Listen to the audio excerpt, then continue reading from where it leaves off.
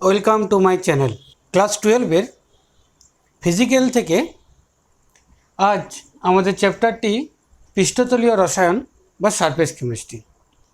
এই পৃষ্ঠতলীয় রসায়ন টোটাল চ্যাপ্টারটিকে তিনটি ছোট ছোট ভাগে ভাগ করা যেতে পারে।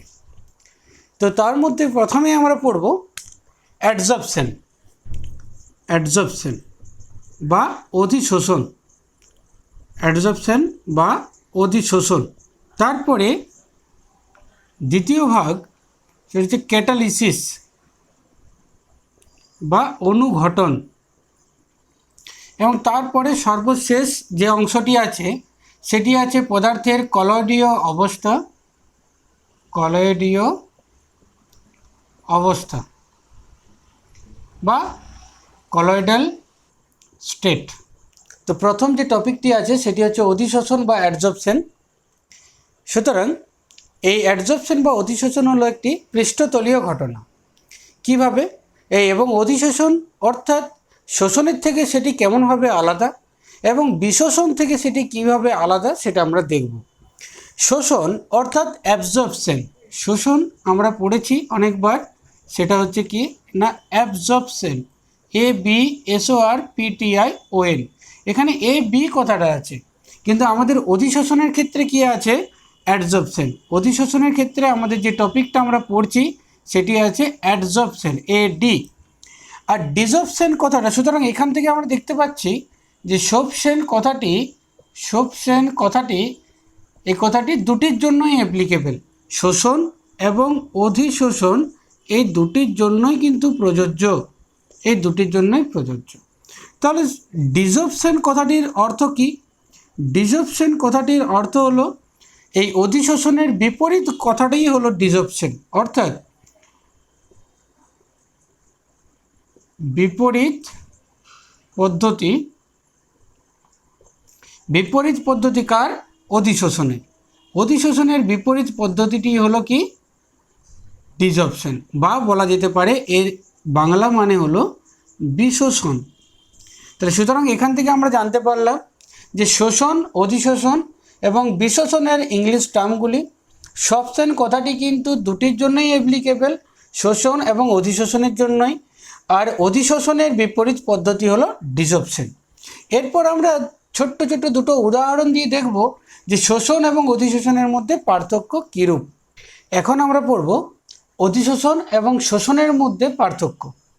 এই শোষণ ব্যাপারটি হলো, এখানে রাখা আছে একটি ছোট্ট পাত্রের মধ্যে জলীয় বাষ্পের কণা এবং এখানে রাখা আছে অনার্দ্র CaCl2। এই অনার্দ্র CaCl2 রাখা আছে। আর অধিশোষণের উদাহরণ দেখাতে যে আমরা এখানে লিখেছি সিলিকা জেল।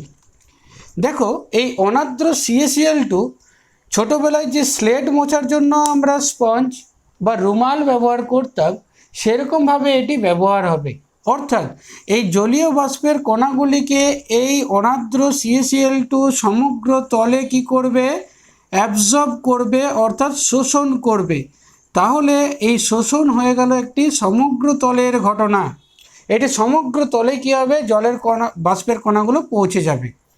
এই সিলিকা জেল তোমরা প্রায়শই দেখবে নতুন জলের বোতল কিনলে বা নতুন চামড়ার কোনো ব্যাগ কিনলে বা নতুন জুতো কিনে আনলে ছোট ছোট সাদা রঙের একটু প্যাকেটের মধ্যে বা স্যাশের মধ্যে কি থাকে না গুঁড়ো গুঁড়ো কিছু থাকে। এইগুলি হচ্ছে কিনা সিলিকা জেল, এবং লেখা থাকে ডু নট ইট। যদিও এই সিলিকা জেল যদি কেউ খেয়ে ফেলে তাহলে সেটি কিন্তু রিমেন্স আনরিঅ্যাক্টিভ, এটা শরীরের মধ্যে কোনো বিক্রিয়ায় অংশগ্রহণ করবে না। সুতরাং নিশ্চিন্তে থাকতে পারো যে সিলিকা জেল খেলে কিছু হয় না। এই সিলিকা জেলগুলি কেন দেওয়া থাকে না ওই চামড়ার ব্যাগে বা নতুন জুতোতে যদি কখনো কোনো জলীয় বাষ্প বা ময়েশ্চার চলে আসে তাহলে সেগুলিকে অ্যাডজর্ব করার জন্য, অ্যাডজর্ব করার জন্য সে তখন কী হবে না ওই জলীয় বাষ্পকণাগুলোকে অধিশোষণ করে রাখে। অর্থাৎ এই সিলিকা জেলের বাইরের চারপাশে যে পৃষ্ঠতলটি রয়েছে সেখানে কি হবে না জলীয় বাষ্পের কণাগুলি অধিশোষিত হবে।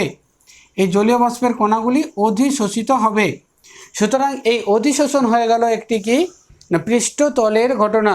এখানে শোষণ আমরা লিখেছি অনার্দ্র CaCl2 দিয়ে, এটি হয়ে যাবে একটি সমগ্র তলের ঘটনা। আর এটি হয়ে গেল সিলিকা জেল, সেটি হয়ে গেল অধিশোষণ। সেই অধিশোষণ হবে কি শুধুমাত্র এটি সারফেস ফেনোমেনন বা পৃষ্ঠতলের ঘটনা। এটার আসল কারণ কি, কেন অধিশোষণ একটি পৃষ্ঠতলীয় ঘটনা, সেটা এবার আমরা জানব। এখন আমরা জানব যে অধিশোষণ একটি পৃষ্ঠতলীয় ঘটনা কেন। অ্যাডসর্পশন ইজ এ সারফেস ফেনোমেনন হয়। আমরা এখানে এঁকেছি একটি ধাতব পৃষ্ঠতল। এই ধাতব পৃষ্ঠতলের উপরের দিকে কিছু লেয়ার বা কণা আছে বা পার্টিকেল আছে। এরা সবাই কিন্তু নিজেদের মধ্যে কনজেস্টেড বা তারা কি আছে সম্পূর্ণভাবে একদম কম্প্যাক্ট আছে। এখন এখানে এই ভিতরের অভ্যন্তরে যারা রয়েছে তারা নিজেদের মধ্যে ইন্টারেকশনে কিন্তু আকর্ষণ বা বিকর্ষণ বল দ্বারা যুক্ত আছে। এরা নিজেদের মধ্যে আকর্ষণ বা বিকর্ষণ বল দ্বারা যুক্ত আছে। কিন্তু যারা সব থেকে উপরের দিকে লেয়ারে আছে, স্তরে আছে, অর্থাৎ ধাতব পৃষ্ঠে বহির্পৃষ্ঠে যারা আছে তারা কিন্তু অর্থাৎ এটা একটা ছোট্ট উদাহরণ দিয়ে দেখা যেতে পারে যে আমরা যারা বাড়ির ভিতরে থাকছি বা যারা আমাদের প্রতিদিন দৈনন্দিন জীবনে প্রচুর কাজ করছে, তারা কিন্তু কি আছে না বিভিন্ন কাজে তারা ব্যস্ত। কেউ পড়াশোনার সাথে ব্যস্ত, বাবা অফিসের সাথে ব্যস্ত, মা রান্নার কাজে ব্যস্ত, বা তিনিও চাকরিতে ব্যস্ত। অর্থাৎ এখানে কিন্তু তারা সবাই ব্যস্ত, কিন্তু বয়স্ক দাদু বা ঠাকুমা তারা কি আছে না তারা খাবার বা পেপার বা এসবগুলোর জন্য তারা ভিতরের দিকে আসে বাড়ির।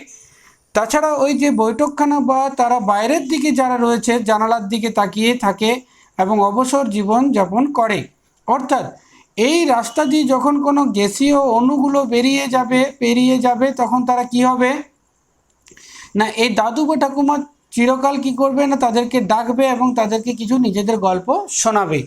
অর্থাৎ এখানে আমরা যদি মনে করি যে এই যে বাইরের পৃষ্ঠগুলির এই অবশিষ্ট আকর্ষণ বল, এইটি কি এটি হচ্ছে কি না এই অবশিষ্ট আকর্ষণ বল রেসিডুয়াল অ্যাট্রাকশন ফোর্স, অর্থাৎ অবশিষ্ট যে আকর্ষণ বল রয়েছে এই অবশিষ্ট আকর্ষণ বলই হলো মূল কারণ, অধিশোষণের মূল কারণ। এই অবশিষ্ট আকর্ষণ বলই হচ্ছে কি অধিশোষণের মূল কারণ। এই অভ্যন্তরে যেসব কণাগুলি রয়েছে তাদের ক্ষেত্রে আকর্ষণ বল নিজেদের মধ্যেই তারা বিন্যস্ত, কিন্তু উপরে যেটা সারফেসে রয়েছে তারা কি করবে না এই গ্যাসীয় কণাগুলিকে তারা নিজের দিকে কাছের দিকে টেনে এনে বসাবে। তাতে সে পেপারওয়ালা হোক, তাতে সে মাছ যারা দিতে আসে তাদেরকে হোক, বা দুধওয়ালা হোক, বা কোনো স্টুডেন্ট যদি হেঁটে হেঁটে যায় 4-5 মিলে, তাদেরকেও ওই দাদু বা ঠাকুমা কী করবে ডাকবে এবং নিজেদের কিছু গল্প শোনাবে। তাহলে তারা কি হবে না আমরা দেখতে পাচ্ছি তারা এসে পড়ে ওই জানালার কাছে রয়েছে। তাহলে এই উপরের লেয়ারে তারা কি হচ্ছে অধিশোষিত হচ্ছে, অর্থাৎ অ্যাডজর্ব হচ্ছে। বোঝা গেল ব্যাপারটি? তাহলে সুতরাং আমরা বলতে পারি অধিশোষণ একটি পৃষ্ঠতলীয় ঘটনা। আর এই অধিশোষণের পৃষ্ঠতলের ঘটনা হওয়ার জন্য যে মূল কারণ সেটি হচ্ছে কি এই উপরের পৃষ্ঠতলের কণাগুলির অবশিষ্ট আকর্ষণ বলই হলো এই অধিশোষণের মূল কারণ। এরপর আমরা দেখব যে এই যেটা অধিশোষিত হচ্ছে, অর্থাৎ এই গ্যাসীয় অণুগুলো যারা অধিশোষিত হচ্ছে তাদেরকে বলা হয় অ্যাডজর্বেট, অর্থাৎ অধিশোষিত পদার্থ যারা হচ্ছে কি অধিশোষিত হচ্ছে। ঠিক আছে, এখানে কোনগুলো এই গ্যাসীয় অণুগুলো। আর এখানে এই ধাতব পৃষ্ঠ যার উপরে অধিশোষিত হচ্ছে সেটিকে আমরা বলতে পারি অ্যাডজর্বেন্ট। এটা হচ্ছে অধিশোষক, যার উপরে কি হচ্ছে না অধিশোষণটি ঘটছে। এই দুটো জিনিস আমরা এখানে শিখলাম। এই অধিশোষণের ক্ষেত্রে যে ডেল জি, ডেল এইচ এবং ডেল এস কীভাবে তাদের পরিবর্তন হয় সেটা এবার জানব। যেহেতু এই অধিশোষণ একটি স্বতঃস্ফূর্ত ঘটনা, অর্থাৎ যতদিন ওই বৈঠকখানায় বা ড্রয়িং রুমে দাদু ঠাকুমারা থাকবে ততদিন কিন্তু ওই মাছওয়ালা পেপার ওদেরকে প্রত্যেককে ডাকবে। অর্থাৎ এই অধিশোষণ একটি পৃষ্ঠতলীয় ঘটনা। তাহলে আমরা লিখতে পারি এখানে অ্যাডজর্পশন, যেটা কিন্তু হয়ে গেল কি একটি স্পন্টানিয়াস প্রসেস। স্পন্টানিয়াস মানে হচ্ছে কি স্বতঃস্ফূর্ত ঘটনা। তাহলে যে কোনো স্বতঃস্ফূর্ত ঘটনার জন্য আমরা জানি ডেল জি অর্থাৎ গিবসের মুক্ত শক্তি। ডেল জি কি গিবসের মুক্ত শক্তি। এটা আমরা ক্লাস 11-এ কোথায় পড়েছি না এটা তার থার্মোডাইনামিক্স বা তাপগতিবিদ্যা চ্যাপ্টারে পড়েছি গিবসের মুক্ত শক্তি। এই গিবসের মুক্ত শক্তি যেটা আছে সেটা কি হবে, এখানে সাইনটা হয়ে গেল নেগেটিভ। তাহলে আমরা মনে রাখবো অধিশোষণ বা অ্যাডজর্পশনের ক্ষেত্রে এটি যেহেতু একটি স্বতঃস্ফূর্ত ঘটনা, তাই ডেল জি এর সাইনটা হবে নেগেটিভ। আচ্ছা, যেহেতু গ্যাসীয় অণুগুলির বিশৃঙ্খলতার পরিমাপ, রাস্তা দিয়ে ছোট ছোট ছেলেমেয়েরা কী হচ্ছে, ছুটাছুটি করে যাচ্ছিল। এখন কি হয়েছে না, ওই দাদু বা ঠাকুমা কী করেছে না, তাদেরকে ডেকে এনে কি জানালার ধারে তাদেরকে বসিয়েছে। অর্থাৎ যে বিশৃঙ্খল তারা করছিল, বিশৃঙ্খলতা সৃষ্টি করেছিল, সেটা কিন্তু কমে গেছে। অর্থাৎ আমরা বলতে পারি এই অধিশোষণের ফলে গ্যাসীয় অণুগুলির যে বিচরণ সেটি কিন্তু কি হয়েছে, একটু হলেও কমে গেছে। অর্থাৎ ডেল এস অর্থাৎ হচ্ছে এন্ট্রপির পরিবর্তন। এই এন্ট্রপির পরিবর্তন কিন্তু কি হয়ে গেল, হ্রাস পেল। এন্ট্রপির পরিবর্তন কি হলো না, হ্রাস পেল। অর্থাৎ ডেল এস এর সাইনটা হয়ে গেল নেগেটিভ। তাহলে এখানে আমরা কি শিখলাম, যে অধিশোষিত যারা পদার্থ রয়েছে, এই অধিশোষিত পদার্থের ক্ষেত্রে বিশৃঙ্খলতার পরিমাপ কিন্তু হ্রাস পাচ্ছে। অর্থাৎ ডেল এস যা হচ্ছে এন্ট্রপির পরিবর্তন নামে আমরা চিনি, সেটা কিন্তু কী হয়ে গেল না, নেগেটিভ হয়ে গেল। তাপগতিবিদ্যা থেকে প্রাপ্ত ডেল জি ইকুয়ালস টু হয়ে যায় ডেল এইচ মাইনাস টি ডেল এস। অর্থাৎ আমরা বলতে পারি যেহেতু ডেল এস এখানে নেগেটিভ, তাহলে এই টি ডেল এস এর আগে যেটা মাইনাস আছে, মাইনাসে হয়ে যাবে প্লাস। অর্থাৎ টি ডেল এসটা টোটালটা হয়ে যাবে পজিটিভ। অর্থাৎ ডেল জিকে যদি নেগেটিভ করতে হয় তাহলে ডেল টি ডেল এস কিন্তু এখন টি, অর্থাৎ উষ্ণতা কখনোই ঋণাত্মক হতে পারে না। তাহলে সেক্ষেত্রে কিন্তু কী হবে, টি ডেল এসটা যেহেতু পজিটিভ হয়ে যাচ্ছে, আর ডেল জি অর্থাৎ স্বতঃস্ফূর্ত প্রক্রিয়া, তার জন্য আমাকে নেগেটিভ করতে হবে। তাহলে ডেল এইচ নেগেটিভ হবে অবশ্যই। সুতরাং এখান থেকে আমরা জানতে পারলাম যে এই অ্যাডজর্পশন বা অধিশোষণ একটি, ডেল এইচ নেগেটিভ হলে কী হয় বলো তোমরা সবাই, অধিশোষণ একটি তাপমোচী ঘটনা বা তাপদায়ী প্রসেস। এটাকে ইংলিশে আমরা টার্মগুলো জেনে রাখা দরকার, এক্সোথার্মিক প্রসেস। অর্থাৎ আমরা দেখতে পেলাম এখানে ডেল জি এর মানও হচ্ছে নেগেটিভ, ডেল এস এর মানও নেগেটিভ, ডেল এইচ এর মানও নেগেটিভ। এই সাইনগুলো কিন্তু নেগেটিভই থাকবে, তিনটেরই সাইন। আমরা দেখব কোন কোন বিষয়ের উপর এই অধিশোষণ নির্ভর করে। প্রথমেই আমরা দেখব গ্যাসের প্রকৃতি, অর্থাৎ অধিশোষিত যে পদার্থ তাদের প্রকৃতি। এখানে আমরা লিখছি গ্যাসের প্রকৃতি। সংকট উষ্ণতা বা ক্রিটিক্যাল টেম্পারেচার, এটা আমরা পড়েছি। আমরা আগের বছর 11-এ আমরা কি করেছি না, আমরা পড়েছি যেটা হচ্ছে কি না, ক্রিটিক্যাল টেম্পারেচার বা সংকট উষ্ণতা প্রত্যেক গ্যাসেরই একটি নির্দিষ্ট উষ্ণতা থাকে। যে উষ্ণতার উপরে যদি গ্যাসটি থাকে, তাহলে সেটিকে যতই তুমি প্রেসার দাও না কেন, সেটি কখনোই তরলীকৃত হবে না, অর্থাৎ লিকুইডিফাই করা যাবে না। ওই সংকট উষ্ণতার নিচে যদি গ্যাসটির উষ্ণতা থাকে, তাহলে সেটিকে চাপ দিয়ে তরলে পরিণত করা যাবে। এই সংকট উষ্ণতা যেসব গ্যাসের বেশি, সেগুলিকে তত সহজে তরলীকৃত করা যায়। অর্থাৎ এখানেও কিন্তু আমরা ওটাই বলবো যে যেসব গ্যাসের ক্রিটিক্যাল টেম্পারেচার বা সংকট উষ্ণতা বেশি, সেই গ্যাসগুলি সহজেই তরলীকৃত হয়, অর্থাৎ সেই গ্যাসগুলির অধিশোষণের মাত্রাও বেশি। অর্থাৎ এখানে আমরা লিখে রাখছি যে ক্রিটিক্যাল টেম্পারেচার, যেসব গ্যাসের ক্রিটিক্যাল টেম্পারেচার বেশি, সেগুলি সহজে কি হয়, তরলীকৃত হয়, অর্থাৎ তাদের অধিশোষণের মাত্রাও বেশি। এখানে আমি কিছু গ্যাসের ক্রিটিক্যাল টেম্পারেচার বা সংকট উষ্ণতা লিখে দিচ্ছি। এখানে আমরা প্রথমেই লিখতে পারি NH3, এখানে CO2 লিখতে পারি, এখানে CH4 লিখতে পারি, এখানে H2। যেটা আমাদের কমন সেটা হচ্ছে CO2-র ক্রিটিক্যাল টেম্পারেচার হলো 31.1 ডিগ্রি সেন্টিগ্রেড।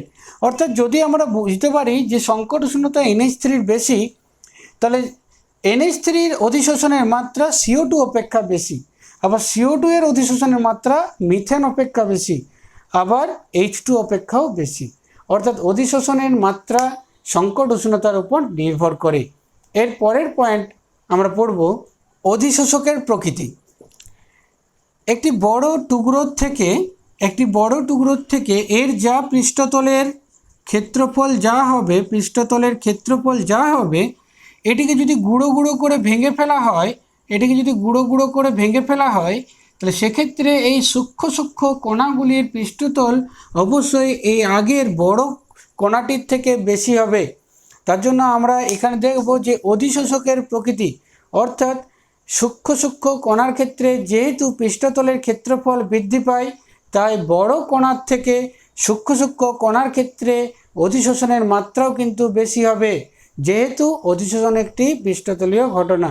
সুতরাং আমরা দেখতে পাচ্ছি যে অধিশোষকের প্রকৃতির উপর কিভাবে নির্ভর করে, বড় কণার থেকে সূক্ষ্মতর যেগুলো কণা হবে তাদের পৃষ্ঠতলের ক্ষেত্রফল বেশি, অর্থাৎ অধিশোষণের মাত্রাও বেশি। এখন আমরা পড়ব অধিশোষণ হচ্ছে দুই ধরনের অধিশোষণ আছে। একটি হচ্ছে কি না ভৌত অধিশোষণ, একটি হচ্ছে রাসায়নিক অধিশোষণ। ইংলিশে লিখলে এটা হয় ফিজিক্যাল অ্যাডজর্পশন আর এটা হচ্ছে কেমিক্যাল অ্যাডজর্পশন। এখান থেকে যদি আমরা এই টুকু কয়েকটি লেটার বাদ দিই তাহলে এটা হবে, এই টোটালটা থেকে CAL এবং এটা থেকে অ্যাডজর্পশন থেকে AD যদি বাদ দিই তাহলে এটা হবে PHYSISORPTION, ফিজিক্স অপশন, অর্থাৎ ভৌত অধিশোষণ। এখানেও যদি আমরা CAL এবং AD বাদ দিই তাহলে এটা হবে কেমিসপশন, তাহলে কেমিস অপশন এটা। অর্থাৎ আমরা বুঝতে পারলাম ভৌত অধিশোষণকে ইংলিশে বলে ফিজিক্স অপশন, রাসায়নিক অধিশোষণকে বলা হয় কেমিস অপশন। যখন এখানে পার্থক্য করার মতো আমরা করব 1 নম্বর 2 নম্বর করে, তো এই অধিশোষণ যেহেতু দুই প্রকার তার জন্য আমরা পার্থক্যগুলি কিন্তু করা জরুরি। বুঝে নেওয়া দরকার যে এখানে কিন্তু ভৌত অধিশোষণ কোন ক্ষেত্রে হবে এবং রাসায়নিক অধিশোষণ কোন ক্ষেত্রে হবে। এই ভৌত অধিশোষণের ক্ষেত্রে দুর্বল VDW আকর্ষণ বল দ্বারা VDW অর্থাৎ ভ্যান্ডার ওয়ালস আকর্ষণ বল দ্বারা অধিশোষকের উপর অধিশোষিত পদার্থগুলি অধিশোষণে অংশগ্রহণ করে বা অধিশোষিত হয়। এখানে কিন্তু কি হবে, এই অধিশোষকের সাথে যদি ওই পদার্থগুলির যেগুলি উপরে অধিশোষিত হচ্ছে তাদের মধ্যে যদি কোনো রাসায়নিক বন্ধন ঘটে তাহলে কিন্তু তখন এটা হবে রাসায়নিক অধিশোষণ, রাসায়নিক বন্ধন দ্বারা। নাম্বার 2 আমরা লিখতে পারি এটি কিন্তু সুনির্দিষ্ট নয়, এটি হচ্ছে সুনির্দিষ্ট নয়। কেমিক্যাল বন্ড ফর্ম করার জন্য অধিশোষক এবং অধিশোষিত পদার্থ দুটি কিন্তু সিলেক্টিভ বা নির্দিষ্ট হতে হবে, অর্থাৎ এখানে তো খুব নির্দিষ্ট বা বলা যেতে পারে ভেরি সিলেক্টিভ। এটি কিন্তু ভেরি সিলেক্টিভ, এটিকে সিলেক্ট করতে হবে যে কোন অধিশোষকের উপরে কোন অধিশোষিত পদার্থটি কেমিক্যাল বন্ড বা রাসায়নিক বন্ধন দ্বারা যুক্ত হবে। এখানে যেহেতু দুর্বল VDW আকর্ষণ বল, তাই এখানে কিন্তু নির্দিষ্টতা বা স্পেসিফিক কোনো কিছু নেই। এর পরের যে পয়েন্ট আমরা পড়ব সেটি হচ্ছে এটি হচ্ছে পরাবর্ত ঘটনা, অর্থাৎ এটি একটি রিভার্সিবল প্রসেস। এখানে যেটা আমরা পড়ব সেটি হচ্ছে এটি একটি অপরাবর্ত ঘটনা, এটি একটি ইরিভার্সিবল। 4 নম্বরে আমরা পড়ব অধিশোষণের ক্ষেত্রে অধিশোষিত তাপ বা অধিশোষণ তাপ 4 থেকে 40 কিলো জুল পার মোল।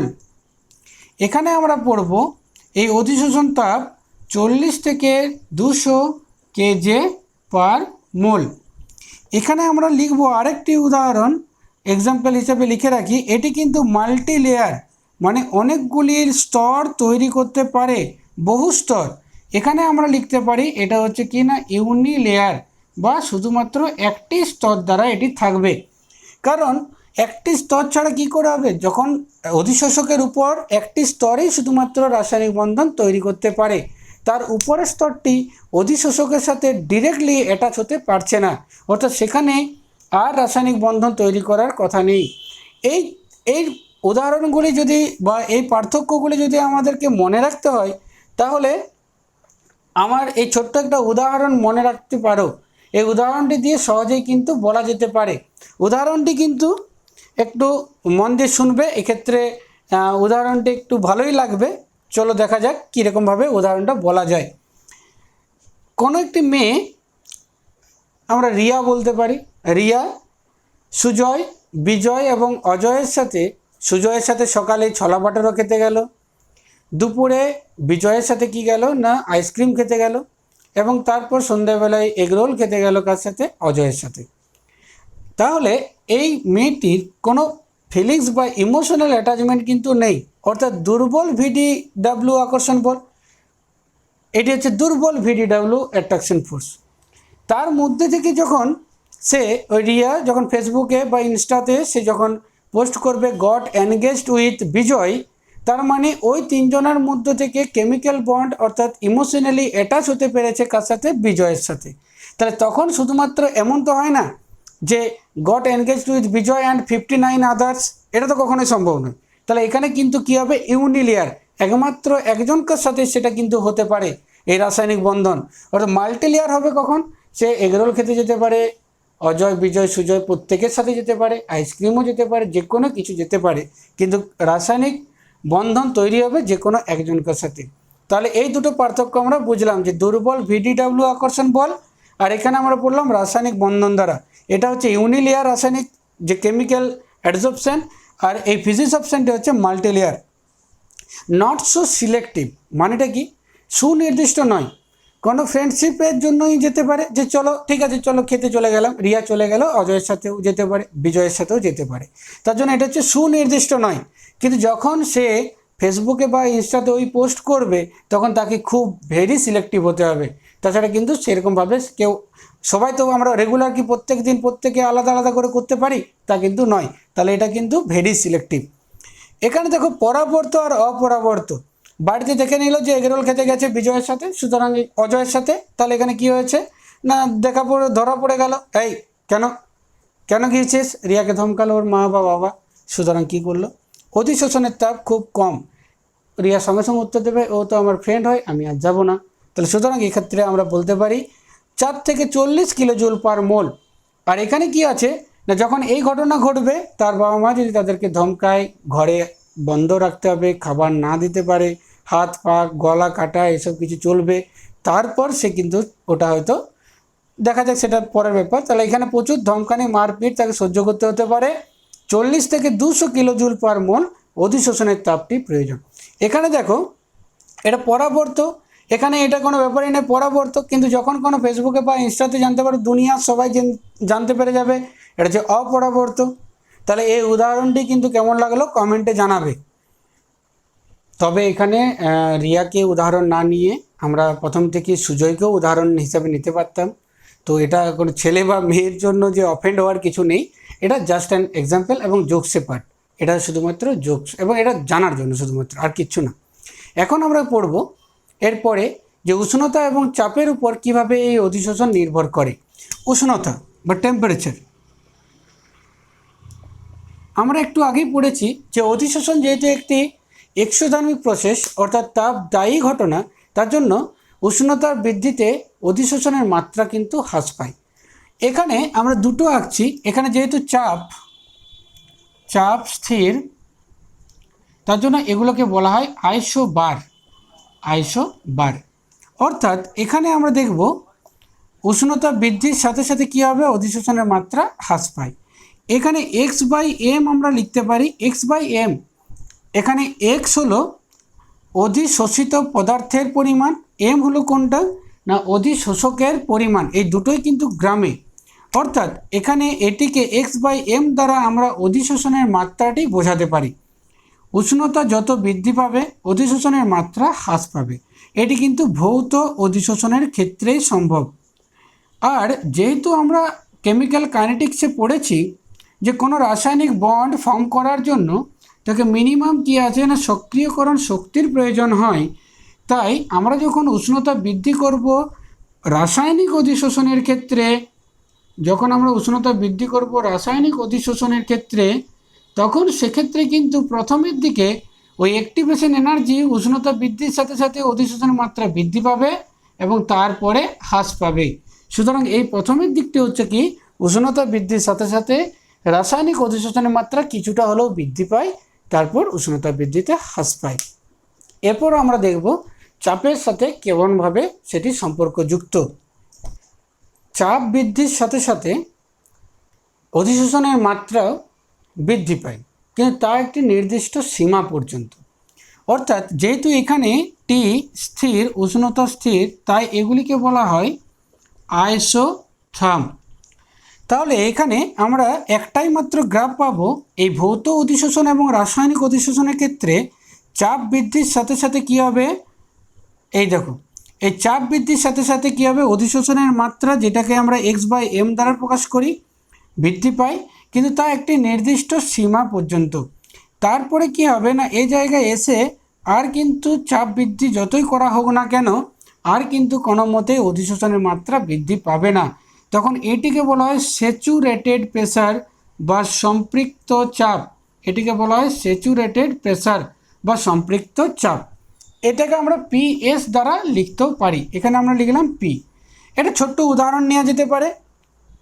যখন তুমি কাউকে বলবে যে জলের বোতল নিয়ে এসো, বা বলা যেতে পারে যে চলো ওখানে বইটা নিয়ে এসো, এখানে ওটা করো, এখানে এই করো, ফ্যান চালাও, লাইট, এই সব করতে গেলে সে কয়েকটা কথা শুনবে প্রথমের দিকে, তারপর কিন্তু সে বলবে যে না আর পারছি না, ইটস ওকে, আর নয়। তাহলে এখানে কিন্তু এটাই হচ্ছে স্যাচুরেটেড প্রেসার। এখন আমরা পড়ব ফ্রন্ডেলিস অ্যাডজর্পশন আইসোথার্ম।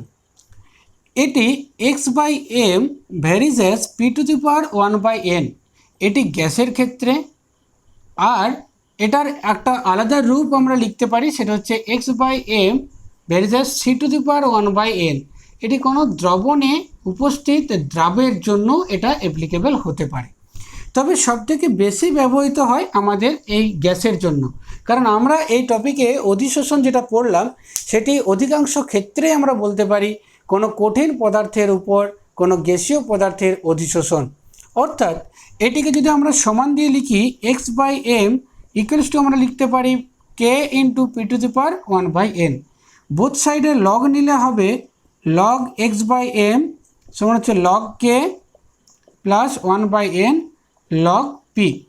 এখানে যদি আমরা ছোট্ট একটা গ্রাফ আঁকি, এই গ্রাফটা যদি আঁকা যায় তাহলে এখানে আমরা লিখতে পারি log x/m versus log p graph.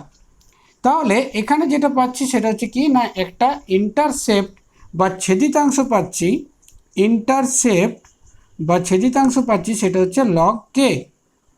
এটা হচ্ছে log k। আর এখানে যেটা স্লোপ বা নতি হচ্ছে, এখানে স্লোপ বা নতি সেটা হচ্ছে 1/n। মনে রাখবে সবসময় এই নতির